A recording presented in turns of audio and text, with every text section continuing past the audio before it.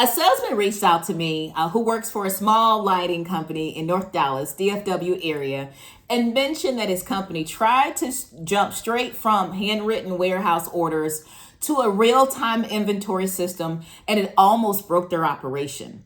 Before the change, every order from sales to the warehouse was literally scribbled on paper and walked to the back. So they lived in guesswork and do we actually have this conversations? On paper, the new system should have been a huge win. But the way he described the rollout to me was purely a task list, not a formal project.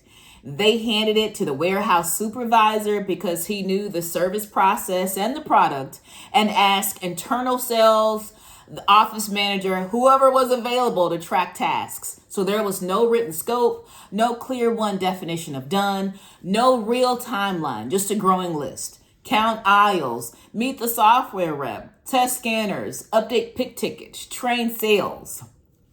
When they flipped the switch from handwritten orders to the system, it got messy really fast. Counts were incomplete, so the screen showed stock that was not really there. Sales promised dates off of bad data to their builders, thus impacting work of other contractors and homeowners moving in. The warehouse was juggling paper, the new system, and verbal instructions while the service guys waited. And there was zero formal training. Everyone was told to click around and learn it. So each shift used the system differently. And by the way, they were provided vendor guides for them to figure out themselves. So what I told him in that meeting was simple. The tool was not the core problem. Moving from handwritten orders to a live system is a real project.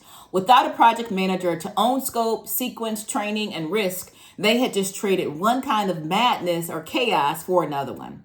So my call to action to the sales guy was to introduce, put a meeting together with the owner, the operations management, so we can kind of talk about next steps, perhaps utilization of a mini change management process to roll out a formal training, make sure everyone in all departments are formally trained. So, they know what's going on. They're not missing potential sales and ensuring that the operations are flowing from end to end.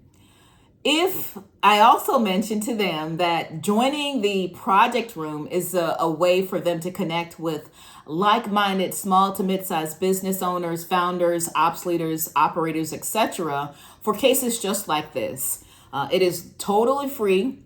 And you have a network of business owners that you can bounce ideas from. You could review some lessons learned from their project problems. You have references, you have templates. You just have a community to help you through things like this.